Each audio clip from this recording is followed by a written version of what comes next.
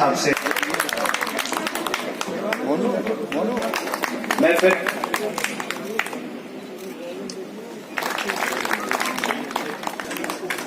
श्री संजय त्यागी ZRUCC member मंत्री। और दूसरी बात जब हुई कि जब ढील पड़ी तो दोबारा से आना पड़ा कि भाई क्या चक्कर है, इतने दिन गुजर गए,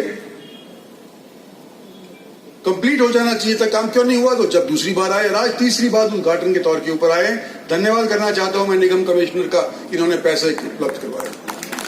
धन्यवाद करना चाहता हूं कि कोविड के बावजूद भी इसके ऊपर काम जारी रहा, जैन साहब का और उनके विभाग का। धन्यवाद करना चाहता हूं आप लोगों की तरफ से, आपके चुने हुए पार्षदों का भी, खासतौर पर सारवान का। मुझे आज मालूम चल गया कि आप लोगों ने इसको क्यों चुना है। कहा तो आज खुशी के माहौल के अंदर मैं सोचा था ये कुछ हमारी खुशी की बढ़ाई करेगा, साथ साथ एक लंगर और जोड़ दिया कि ये 3 काम बकाए,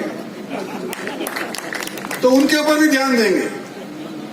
दौलताबाद की बात हुई या सीमेंट की बात हुई, जिसकी भी बात हुई हम लिख करके देंगे। और मैं इनसे अनुरोध करता हूं हमको लिख करके आप दो, ताकि हम आगे इनको सरकार करके इनके ऊपर अमल करवा सकें। और अभी DRM साहब बोल रहे थे कि शायद ये नॉर्थ इंडिया का या सारे देश का सबसे ऊंचा एस्केलेटर है। पहले एस्केलेटर का प्रावधान इसमें नहीं था, लेकिन प्रावधान अब एस्केलेटर का किया गया, तो शायद हिंदुस्तान का सबसे ऊंचा एस्केलेटर है। और ये बताना भूल गए कि क्यों है। पहले जो हाइट भांपी गई थी, उस टाइम इलेक्ट्रिफिकेशन जो इनके विभाग ने की है वो भांपी नहीं गई थी, वो फैक्टर इन नहीं हुई थी। और जब इलेक्ट्रिफिकेशन होती है तो उसकी 2 मुबारकबाद मैं देना चाहता हूं। और उनको और जिक्र किया पटौदी का भी आज, इसके बाद जो जटौली मतलब हेली मंडी, जटौली मंडी अंडरपास जो कई सालों से लोग चाह रहे थे, उसका भी इसके बाद शायद शिलान्यास होगा। और उनकी तरफ से भी एक आध कोई भाषण देगा तो हम उसकी बात भी सुनेंगे। तो इन्होंने काम बड़ा अच्छा किया है। लेकिन मैं आज पत्रकार बंधु यहां बैठे हैं, आपसे निवेदन करना चाहता हूं कि पिछले कई दशकों से आप लोगों ने सुना है मेवात वासियों का रोना कि जी हमारी जो जिंदगी गुजर गई, कभी रेल में नहीं बैठे, हमारे बीचों बीच रेलवे लाइन कभी गई थी या नहीं गई थी इसको तुम्हें पता ही नहीं।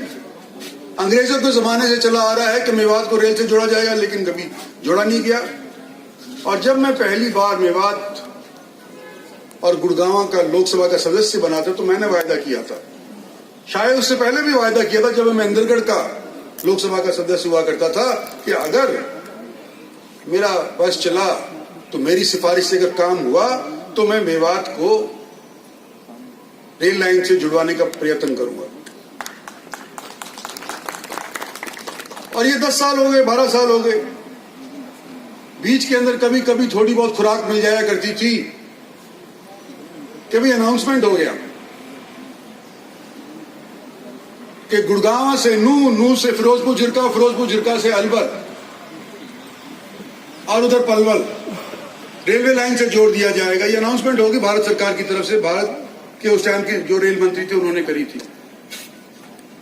लेकिन इसके लिए पैसा तजवीज कभी नहीं हुआ। और जब तक माध्यम से ये कहना चाहता हूं मेवात वासियों को कि इसका हेड खुल गया है। गवर्नमेंट ऑफ इंडिया के खर्चे बासे जिसके माध्यम से होंगे मेवात की रेल के लिए, इसका हेड खुल गया है। इस अनाउंसमेंट के अंदर हुआ है, जो अभी हाल ही के अंदर बजट प्रस्तुत किया गया है। भगवान ने चाहा तो पास भी हो जाएगा। माली हालत रेलवे की अच्छी खासी बिगड़ी हुई थी, सुधारने में टाइम लग गया। नहीं तो हमारी सरकार इन कामों के ऊपर जिससे लोग उम्मीद करे हुए थे शुरू से ही, हम पहले ही कर दिए होते। अगर रेलवे की माली हालत सुधारने की आवश्यकता हमारी सरकार के सामने न पड़ी हुई होती, लेकिन सोच विचार के बाद, माली हालत सुधारने के बाद, अब आने वाले समय के अंदर डेवलपमेंट के कार्य जन सुविधा के कार्य, वायदे करे हुए जो कार्य हैं, मैं समझता हूं जो बकाए हमारे 3-4 साल हैं, इनके अंदर हम मुकम्मल कर देंगे, ये मेरी उम्मीद है।